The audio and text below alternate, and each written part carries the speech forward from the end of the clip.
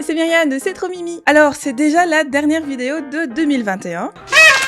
Comme c'est la dernière vidéo de l'année, je me suis dit qu'on allait parler d'objectifs pour 2022. Alors je parle d'objectifs, c'est un peu dans le même sens que les bonnes résolutions, mais j'aime pas le terme bonne résolution parce qu'en général, on les tient pas.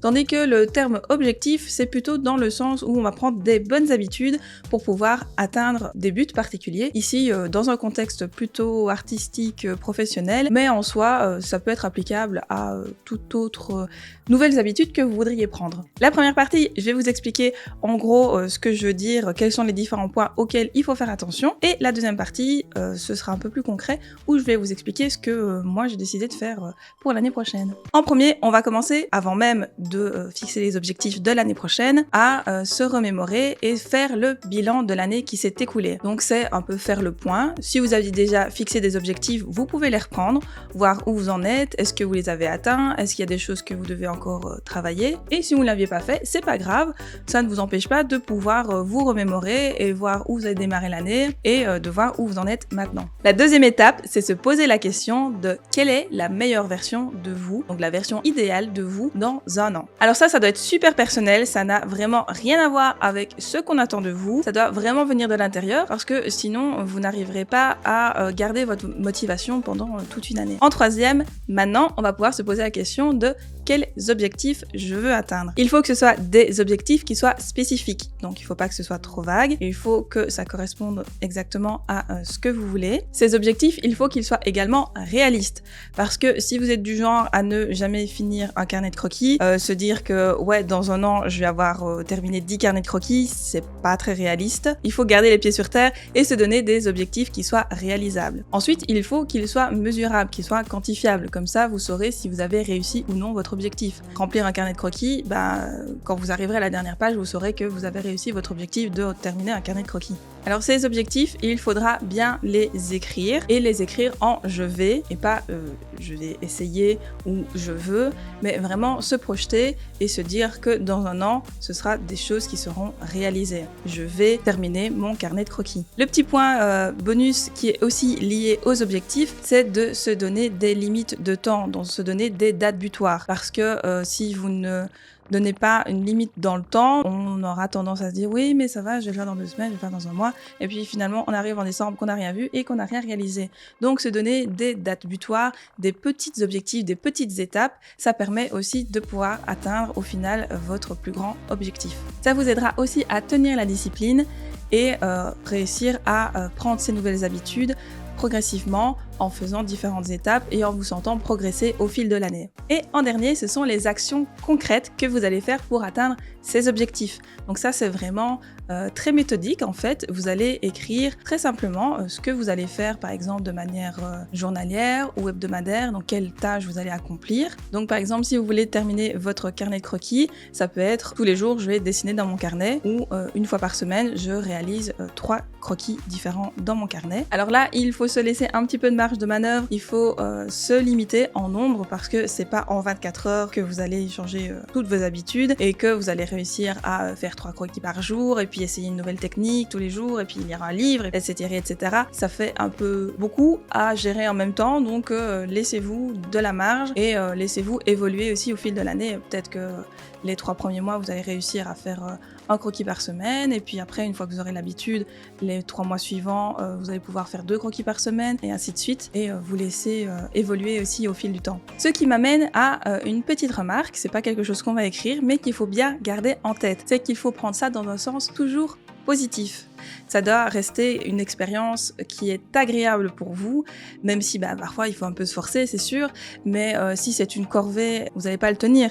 Il faut avoir du plaisir dans le fait de prendre ces nouvelles habitudes. Donc par exemple, vous pouvez vous récompenser quand vous atteignez des petits paliers. Il faut aussi être indulgent si vous n'arrivez pas à vous mettre directement dans toutes ces nouvelles habitudes que vous voulez prendre, que vous êtes en train de prendre. C'est pas grave, vous pouvez un petit peu prendre du recul recul et diminuer le nombre de nouvelles choses que vous voulez faire et faire ça de manière progressive. Parce que l'important, c'est de vraiment être indulgent envers soi-même. C'est une progression, c'est prendre des nouvelles habitudes. Ça ne se fait pas en 2 jours.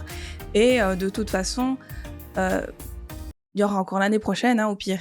Maintenant que vous savez les différentes étapes par lesquelles il faut passer pour se fixer ces différents objectifs, je vais vous expliquer en résumé ce que moi j'ai fait. En premier, on a le bilan. Donc j'ai fait le point des choses sur lesquelles je me suis améliorée. J'ai beaucoup travaillé sur ma confiance en moi parce que c'est super important de se poser en tant que professionnel pour moi et surtout pour les clients. Si vous faites appel à quelqu'un et qui n'a pas l'air d'être sûr de lui, qui n'a pas l'air d'être expert dans son domaine, c'est pas très rassurant. Ils n'avaient pas forcément envie de travailler avec cette personne et donc j'ai beaucoup travaillé là-dessus et essayé de me poser en tant que oui, je suis illustratrice, c'est ce que je fais, c'est mon métier.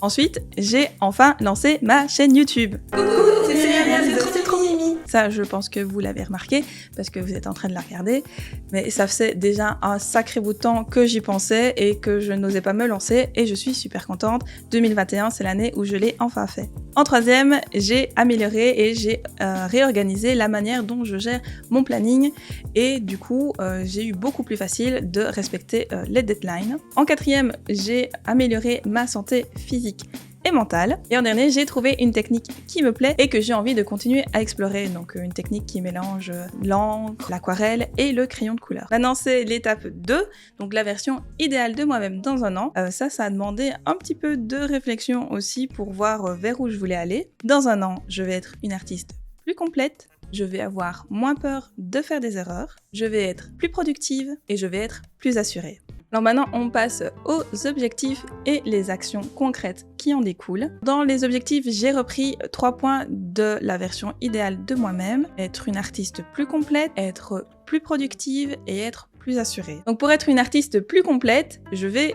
visiter plus d'expositions. Après, ça va dépendre beaucoup des mesures Covid et tout ça, mais je vais visiter plus d'expos et de musées. Pour me cultiver, sur la même longueur d'onde, je vais lire plus de livres parce que avant je lisais énormément et ici je prends plus du tout le temps de le faire et c'est super important, ça développe énormément l'imagination. Et la troisième action pour être une artiste plus complète, c'est d'enfin lancer mon webshop parce que j'en parle aussi, mais il est temps que je me mette une date pour ouvrir ce webshop et j'aimerais pouvoir le lancer en juin. Maintenant, la deuxième partie, être plus productive. En premier, je vais d'abord terminer 3 carnets de croquis que j'ai déjà entamés parce que j'ai plein de carnets de croquis qui sont pas terminés et ça m'énerve parce que quand je les ouvre, j'ai des dessins qui datent parfois de 2013-2014 qui ne sont plus vraiment au niveau de ce que je fais maintenant et du coup, c'est un peu frustrant parce que j'ose pas continuer dedans mais du coup, j'accumule et en fait, ça m'énerve parce que je ne les archive pas parce qu'il y a beaucoup trop de pages blanches. Donc, terminer au moins 3 carnets de croquis que j'ai déjà entamés. Le deuxième point pour être plus productive, c'est de poster régulièrement sur Insta, au moins une fois par semaine. Et dans le même ordre d'idées, le troisième point, c'est de poster sur YouTube et de continuer au rythme de 2 vidéos par mois. Et mon troisième objectif, c'est d'être plus assurée. Donc je continue sur le côté confiance en soi et professionnalisation. Et là, je pense qu'il est super important que je fasse attention à ne plus parler en négatif de mon travail. Parce que c'est pas terrible quand quelqu'un aime votre travail et que vous le dévalorisez, ça donne aussi l'impression que vous dévalorisez l'opinion de la personne qui trouve que votre travail est plutôt chouette et plutôt beau. Et aussi, pour être plus assurée, il faut que je fasse attention à moi. Donc le self-care, faire attention à ma santé physique et mentale. Ça, c'est un petit peu plus personnel, donc je vais peut-être pas le détailler ici.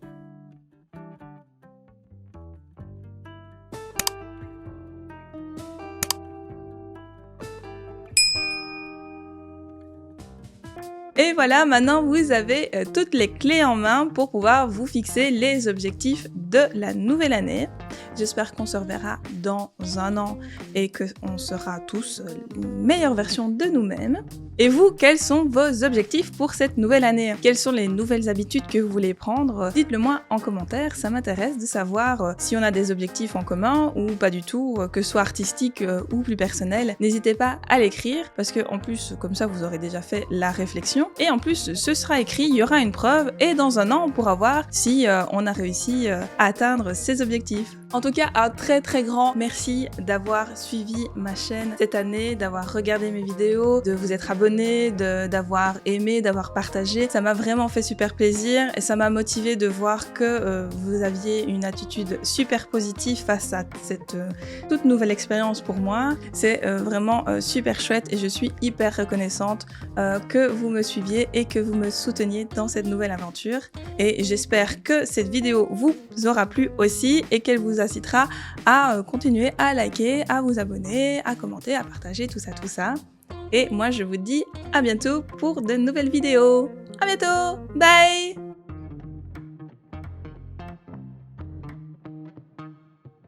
Ah oui, et bonne année!